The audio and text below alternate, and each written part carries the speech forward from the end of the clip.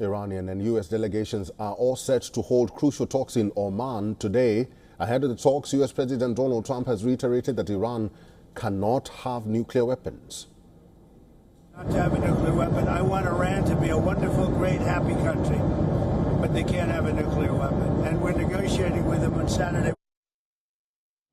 The White House has also warned Iran that there will be all hell to pay if it does not abandon its nuclear program. White House Press Secretary Caroline Leavitt said Trump's ultimate objective is to ensure that Iran can never obtain a nuclear weapon and that all options are on the table if diplomatic efforts fail.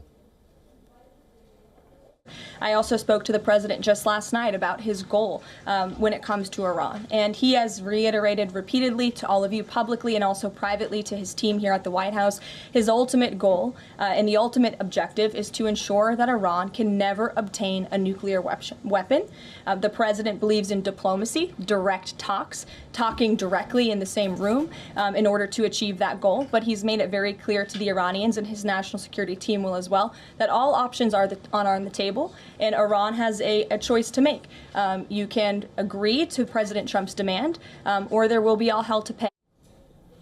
Leavitt also emphasized that talks with Iran will be direct, contrary to Iranian claims of having indirect talks. I have spoken to both the president and also his national security team who will be engaged in these discussions. These will be direct talks with the Iranians, and I want to make that very clear.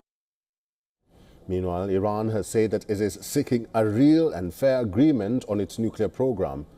Ali Shamkhani, who is an advisor to Iran's Supreme Leader Ayatollah Ali Khamenei, wrote on X that important and feasible proposals were ready.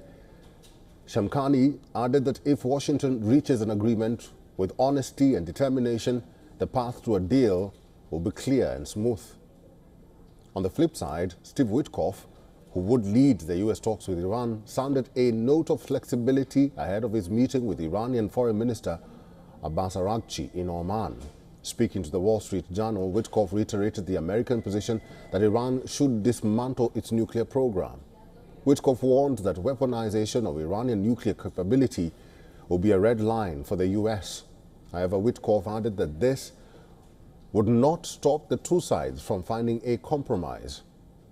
Amidst all these developments, the mood in Tehran is one of skepticism. On Friday, thousands rallied in Tehran and expressed deep skepticism over the negotiations with U.S. demonstrators carried banners with slogans such as "Down to the USA."